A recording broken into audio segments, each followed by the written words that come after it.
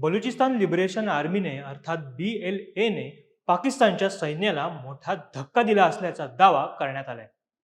गेल्या 3 दिवसांपासून BLAने operation हेरोफ phase 2 सुरू केलं असून गेल्या सुमारे 40 तासांतील लष्करी कारवाईत 200हून अधिक पाकिस्तानी रेंजर्स जवानांना ठार केल्याचा तसेच 18 जवानांना जिवंत पकडून बंदी बनवण्याचा दावा करण्यात आलाय.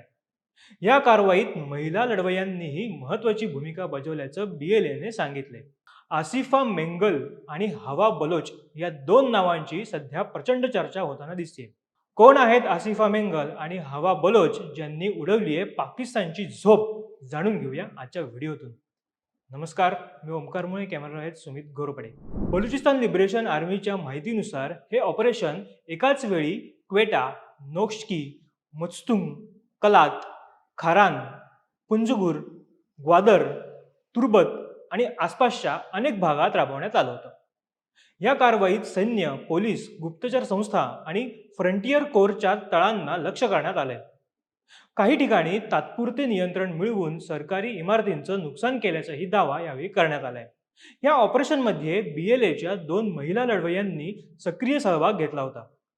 संघटनेने प्रथमच आपल्या निवेदनात या महिलांची नावं व ओळख जाहीर केली आहे. पहिली महिला 23 वर्षीय आसिफा मेंगल असून ती BLAच्या मजीद ब्रिगेडशी संबंधित होती. आसिफाने पाकिस्तानी गुप्तचर संस्था ISIच्या मुख्यालयावर घातक हल्ला केल्याचा दावा करण्यात आला आहे. BLAच्या निवेदनानुसार आसिफाने स्फोटकांनी भरलेल्या वाहनाचा वापर करून ही कारवाई केली होती. त्याचबरोबर BLAचे असेही म्हणणं आहे की आसिफाला विशेषतः उच्च सुरक्षा लक्ष्यांवर हल्ला करण्यासाठी प्रशिक्षण देण्यात आलं होतं. या ऑपरेशन दरम्यान तिने सुरक्षा दलांच्या तळांना लक्ष्य केलं आणि मिशन पूर्ण करताना तिचा मृत्यू झाला.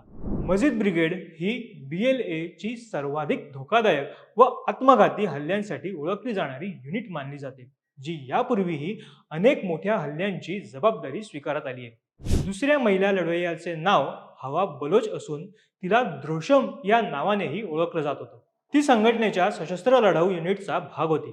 या मिशनमध्ये तिने आघाडीवर राहून पाकिस्तानी जवानांविरोधात कारवाई केली. मात्र चकमकी दरम्यान हवा बलोचचा मृत्यू झाला. ऑपरेशन दरम्यानचा हवा बलोचचा एक व्हिडिओही BLAने प्रसिद्ध केलाय. या व्हिडिओत ती शस्त्रांसह दिसतेय.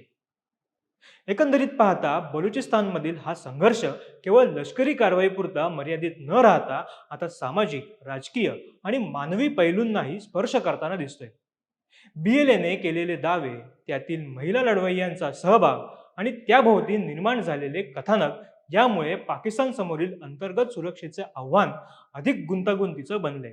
मात्र या दाव्यांची स्वतंत्र पुष्टी होणं अद्यापही बाकी असून या संघटनांचा दीर्घकालीन परिणाम बलुचिस्तानच्या परिस्थितीवर आणि पाकिस्तानच्या अंतर्गत स्थैर्यावर काय होतो हे पाहणं आता महत्त्वाचं ठरणार आहे. सध्या तरी ऑपरेशन हेरोफ फेज 2 मुळे बलुचिस्तानचा प्रश्न पुन्हा एकदा आंतरराष्ट्रीय चर्चेच्या केंद्रस्थानी आला आहे, एवढं मात्र नक्की. काय वाटतं तुम्हाला हे आम्हाला कमेंट करून नक्की कळवा. व्हिडिओ आवडल्यास आमच्या फेसबुक पेजला लाईक आणि YouTube चॅनलला सबस्क्राईब करायला विसरू नका. तुर्तास धन्यवाद.